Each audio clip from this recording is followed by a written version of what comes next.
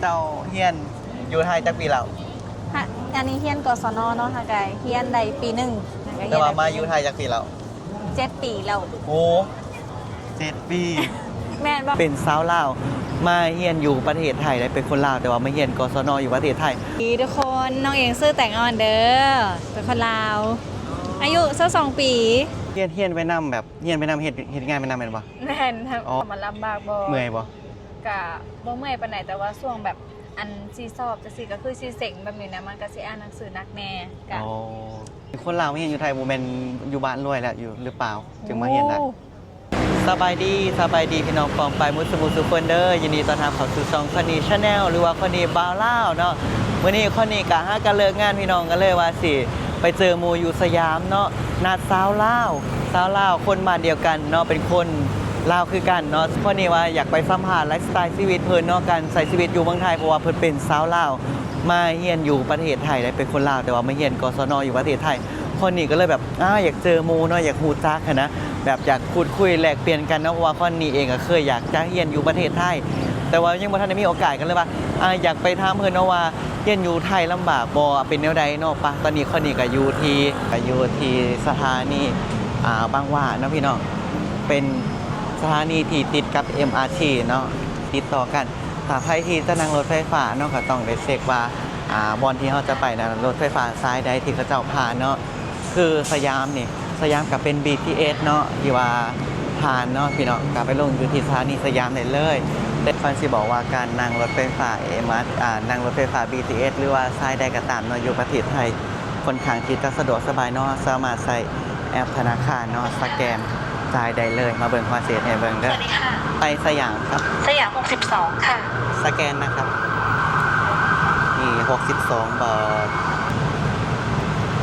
เรียบร้อยนะคะขอบคุณค่ะขอบคุณครับนี่อันนี้จะเป็นตัวรถไฟฟ้าเนาะเดี๋ยวเรามาแตะเข้ากันเลยนี่จะเปิดอัตโนมัติเลยเนาะเดี๋ยวคอนนี้จะพาขึ้นไปซานซาลารถไฟฟ้ามาพอดีเลยเดี๋ยวคอนนี้พาขึ้นรถไฟฟ้าก่อนนะพี่น้องไปกันก่อนเลย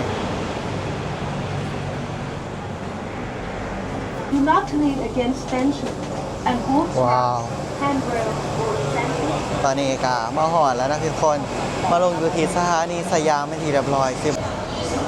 ตอนนี้ข้อนี้ก็มาหอดอยู่สยามเลยเนาะสถานีรถไฟฟ้าสยามพี่น้องคนร้ายแห้งเดี๋ยวไปเจอกันเลยเนาะชาวลาวไปสัมภาษณ์เพิ่น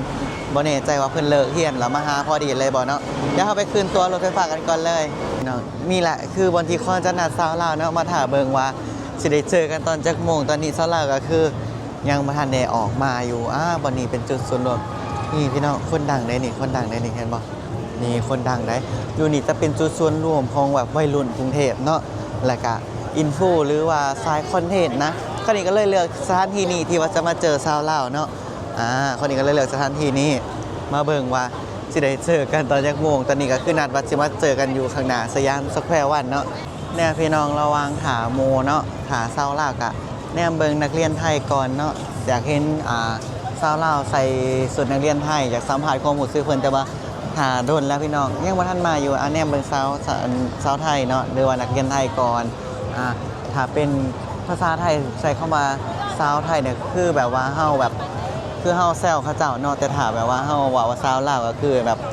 หมายถึงแบบวัยรุ่นลาวอะนะแต่ถ้าเป็นภาษาไทยต้องเรียกว่านักเรียนไทยเนาะพี่น้องอยู่ประเทศไทยเขาจะค่อนข้างที่คนนี้เห็นเพิ่นแล้วพี่น้องนี่ชาวลาวเพิ่นใส่นักเรียนไทยมานำนี่สบายดีเป็นอะไรหาการเลิกเรียนมาบ่บ่ได้เลิกเรียนมานี่ปะเดี๋ยวเราไปหาบอลนั่งกันบ่นี่ซื้อยังแนะนำตัวแน่สวัสดีทุกคนน้องเองซื้อแต่งอ่อนเด้อเป็นคนลาวอายุ22 ปีป้าข่อยมาหาเจ้าตั้งแต่ดนได้เจ้าคือมาสาแฮะแม่นจะบอกใส่บ่ไกลเฮิดเลยเจ้านี่มาสายได้แบบนี้โอ้ยคนไทยก็เจ้ามาคนมาตรงเวลาไหนอันอยู่ไกลไหมเป็นอยู่ไกลบ่อยู่เถอะบ่อยู่ไกลๆนี่แหละอันนี้เป็นครั้งแรกที่เราได้เจอกันเลยเนาะแม่นก็คือแต่งเอากับเป็นคนสวรรณเขตคือกันสวรรณเขตคือกันเนาะเจ้าเฮียนอยู่ไทยจักปีแล้ว อันนี้เฮียนกศนเนาะค่ะไกเฮียนใดปีหนึ่ง โอ้ปีหนึ่ง แม่นค่ะ แต่ว่ามาอยู่ไทยจากปีแล้ว 7 ปีแล้ว โอ้7 ปี แม่นบอกคนนี้มาอยู่จากปีแล้ว กะตามๆเจ้านั่นแหละ เดี๋ยว วันนี้เราไปหาบอลนั่งคุยกันก่อนเนาะ โอเค ตั้งแต่แบบคุยกันเดี๋ยววันนี้คนมาหลาย แม่นคนมันหลายสยาม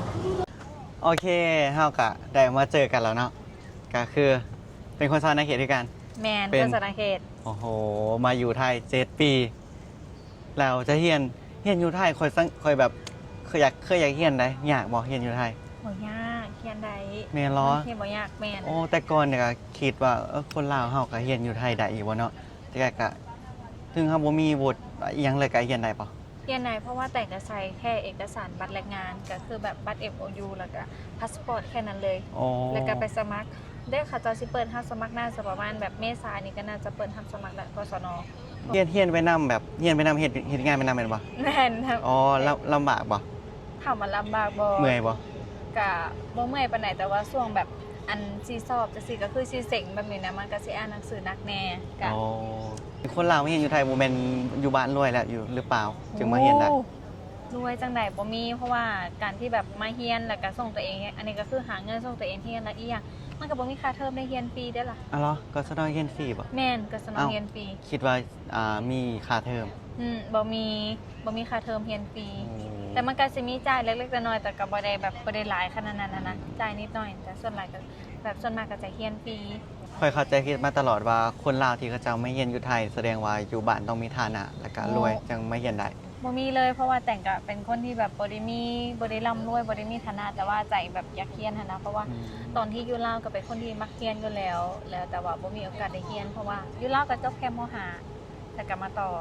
เจ้าคือสู่แท้บ่เจ้ามาอยู่ไทยคนเดียวบ่คิดฮอดบ้านบ่มาอยู่ตั้ง7 ปี ถามว่าคิดฮอดบ้านบ่มันก็คิดฮอดบ้านเนาะแต่ว่าด้วยความที่แบบทางบ้านมันก็บ่ค่อยมีหยังเวลากลับบ้านไปก็บ่มีแบบบ่มีอันแต่บ่มีหยังเฮ็ดจังซี่นะมีแต่เฮ็ดให้เฮ็ดนามันก็ชีวิตก็เดิมๆวนอยู่เดิมๆอะนะก็เลยแบบต้องสู้พยายามแบบว่าการที่เฮาเรียนเนี่ยเนาะมันก็เหมือนเป็นการแบบเปิดทางให้เฮาแบบได้เรียนรู้จังซี่นะ มาเฮียนอยู่ไทยนี่แบบคิดฮอดหยังอยู่บ้านเฮาแบบคิดฮอดแนวกินบ่หรือว่าคิดฮอดบรรยากาศบ่ ถามว่าคิดฮอดแนวกินบ่คิดฮอดแนวกินอยู่ไทยมันก็มีได้ล่ะ มีเนาะ แม่น มีครบทุกอย่างเนาะ แม่นมีครบทุกอย่าง อืม แบบเฮาอยากกินหยังก็มีหั้นนะแต่บางอย่างมันก็สิหายากแต่ว่าก็สามารถแบบเวลามีคนกลับบ้านกับฝากมาก็ได้มันก็บ่ได้สะดวกสบายถามว่ากินฮอดบรรยากาศบ่